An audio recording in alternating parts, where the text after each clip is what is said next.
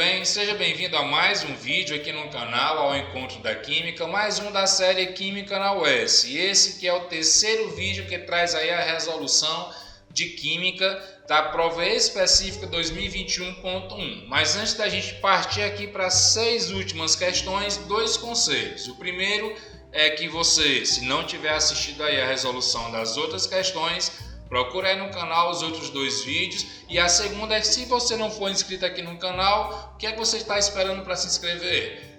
Se inscreva e fique por dentro de conteúdos como esse, ok? Como você está vendo, esse aí já é o 24º vídeo. A gente traz aqui no canal 24 vídeos trazendo resoluções de provas, questões divididas por conteúdos, então vale a pena aí conferir e estudar para esse vestibular, beleza? Então, feito aí a propaganda, vamos aqui para a nossa primeira questão desse vídeo. Questão 35. O estudo da energia livre que rege a espontaneidade de uma reação química é atribuído ao pesquisador norte-americano Gibbs.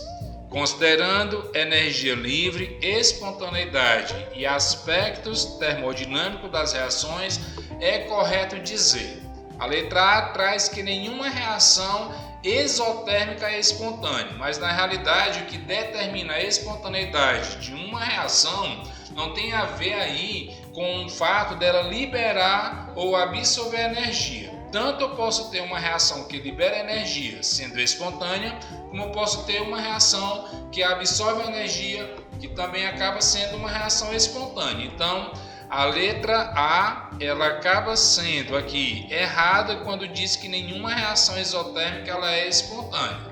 Descarta-se aqui a letra A. O que define a espontaneidade de uma reação é o ΔG, certo? O ΔG ele tem que ser valor negativo, ΔG menor do que 0. Nada tem a ver aí com a entalpia, beleza? Então a letra B traz para a gente aqui que a variação de entropia de uma reação espontânea nunca pode ser negativa. Outra informação errada, já que a gente vê que ela pode sim assumir a entropia, ela pode sim assumir valores negativos, certo? Então, não seria aqui o nosso item B quando traz que o valor da entropia, a variação de entropia de uma reação espontânea nunca pode ser negativa. Outra informação, letra C, traz que a variação de energia livre ela pode ser positiva, negativa ou zero. Então essa aqui acaba realmente sendo o gabarito dessa questão. E a letra D, a variação de entalpia nunca coincide com a variação de energia interna. E quando a gente estuda aí sobre a primeira lei da termodinâmica, a gente sabe que se não houver trabalho, ou seja, se o meu trabalho for igual a 0, a variação de entalpia, de energia interna, ela vai ser realmente igual à variação dessa entalpia. A equação é ΔU. Vou colocar aqui, pronto, essa aqui é a equação. Então, como eu falei, se o meu trabalho realmente for igual a 0, eu vou ter que a minha variação interna vai ser igual à variação de entalpia, o que faz esse item D errado por dizer que ela nunca vai coincidir, ok? Então, o gabarito dessa questão 35, letra C. Mais uma questão, questão 36. Um composto binário é constituído por uma substância que sofre sublimação e outra que reage violentamente com a água. Um exemplo de composto desse tipo, que é usado no tratamento de bócio edêmico, é um sal denominado Di. Então, se a gente observar aqui, todos esses compostos, brometo de césio, iodeto de sódio, sulfeto de potássio e cloreto de rubídio, realmente são compostos binários. Então, por essa informação, binário eu não posso estar descartando nenhum. Para entender dessa questão, a gente vai realmente precisar dessas informações aqui, ó. Quando eu digo que um deles sofre sublimação, dentre esses compostos, brometo, que no caso é o bromo, iodo, enxofre e o cloro, o que vai realmente sofrer um processo de sublimação é o iodo. A gente pega aí o iodo, colocar um gás iodo, colocar uma barra de metal nesse gás, esse iodo vai começar a se solidificar em volta dessa barra, ok? Então a gente tem aqui, por essa informação de sublimação, a ideia do iodeto. E esse gabarito ele acaba realmente se tornando mais correto ainda quando diz que a outra reage violentamente com a água. Se a gente colocar o sódio junto com a água, realmente vai ser uma reação explosiva, ok? Sendo então o gabarito letra B. Mais uma questão que realmente, se você não tiver aqui a informação sobre a sublimação do iodo e que o sódio reage violentamente com a água, fica difícil você chegar num gabarito dessa questão, ok? Já a questão 37, o ar atmosférico é constituído de 21% de oxigênio, 78% de nitrogênio e 1% de outros gases. Sabendo que a densidade do ar é de 1,93 grama por litro, o número de moléculas contido em 2 litros de ar seria.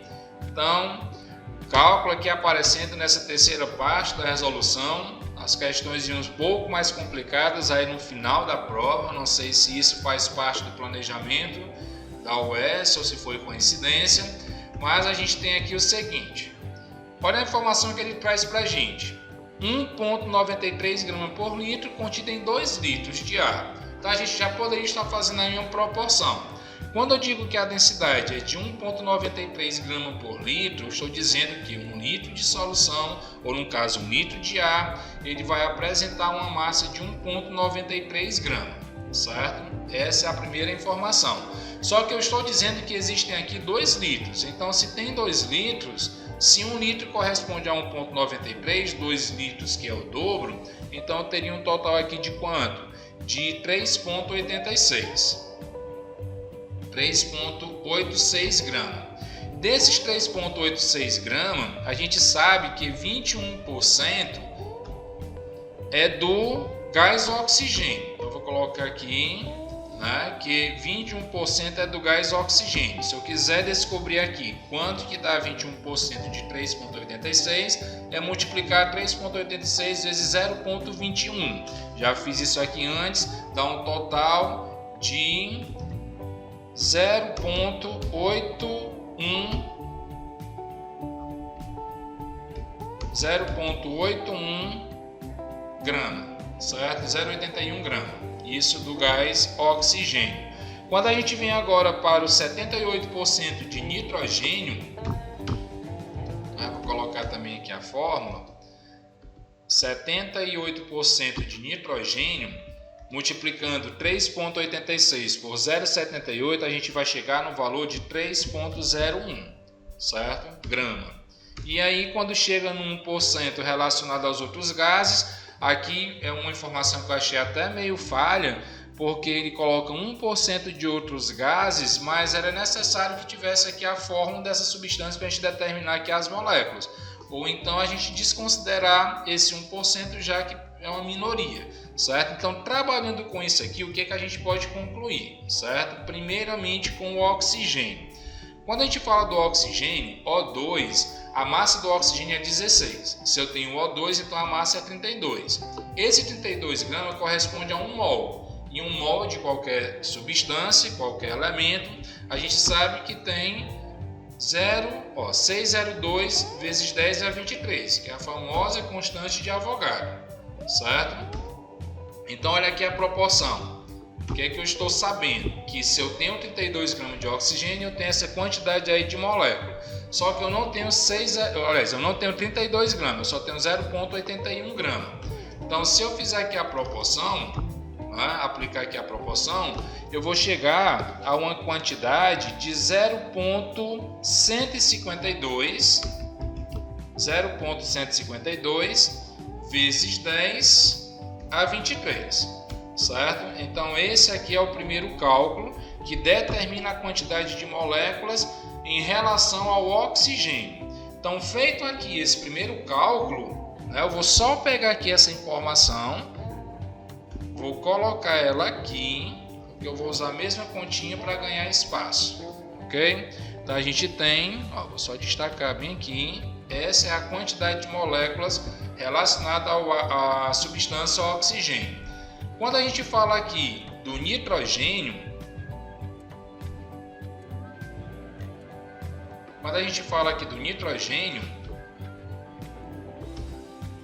o que a gente sabe? Primeiro que N2 não pesa 32 gramas, vai pesar 28, já que cada átomo de nitrogênio pesa 14. Mas o 602 continua, é o mol de qualquer substância. E eu não tenho mais 0,81 gramas, eu tenho a quantidade de 3,01.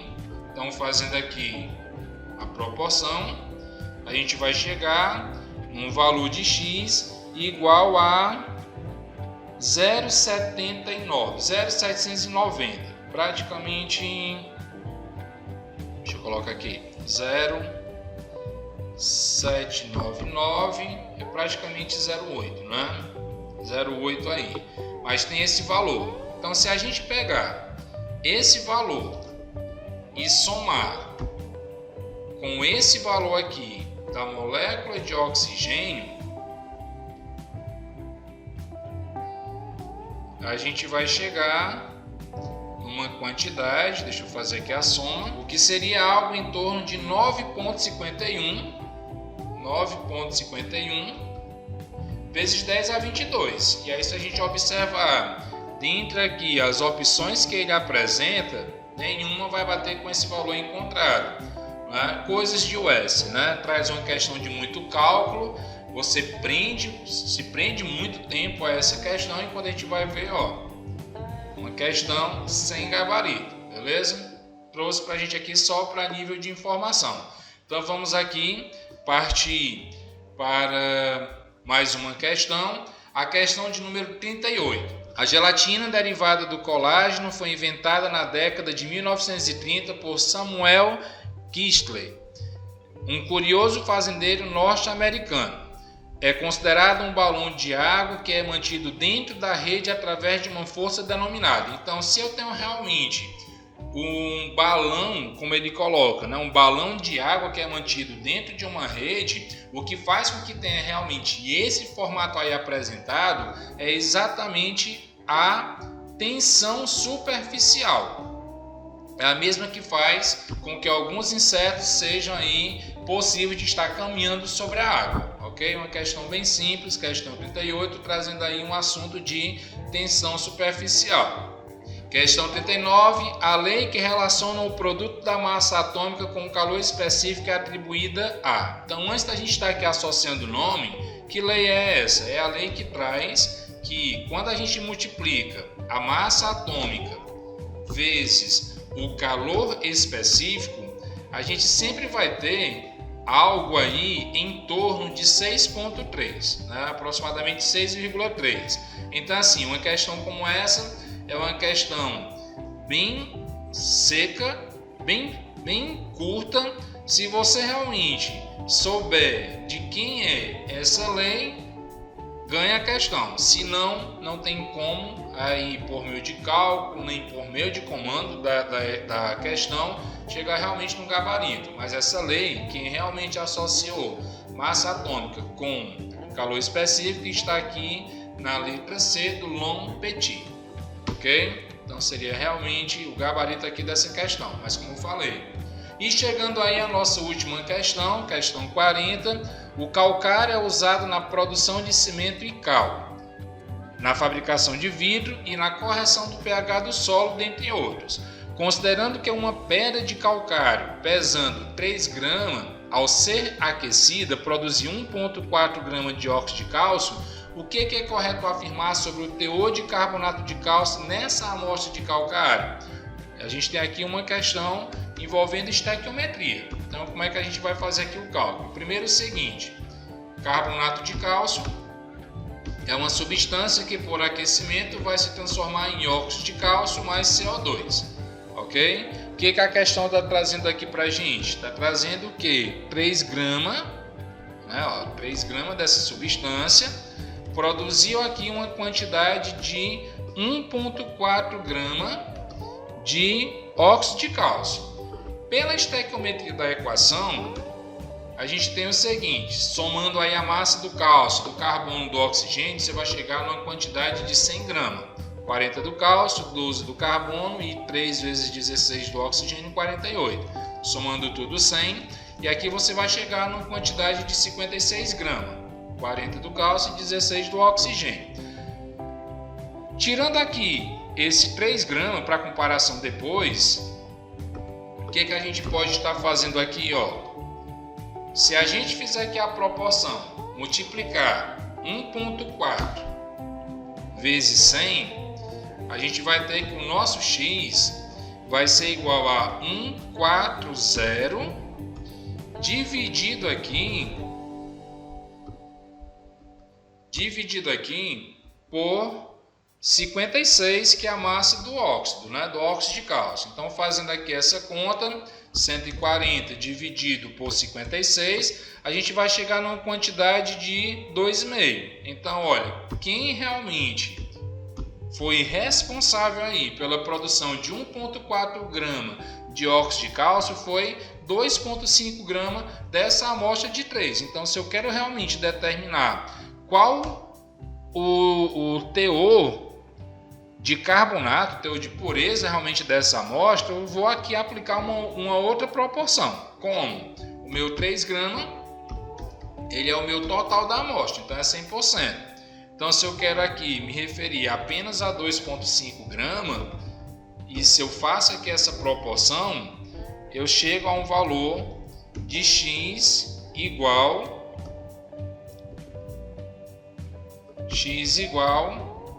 a 83,33%. Eu já fiz aqui a conta antes para a gente ganhar tempo. Então, o gabarito aqui dessa questão, letra D. Então, esse vídeo, né, que é o terceiro vídeo aqui trazendo a resolução dessa prova específica 2021.1, ele é um vídeo que realmente mostra aí umas questões que merecem um pouco mais de atenção, né? São um pouquinho mais complicadas. A gente fez aqui na questão 40 um trabalho envolvendo estequiometria, certo? E estequiometria com casos especiais, que é o caso aí de pureza. A gente tem aqui uma questão 39, que é uma questão de conceito, você saber realmente associar o cientista a essa lei, e é uma lei que eu confesso que não é muito trabalhada aí, né, no ensino médio.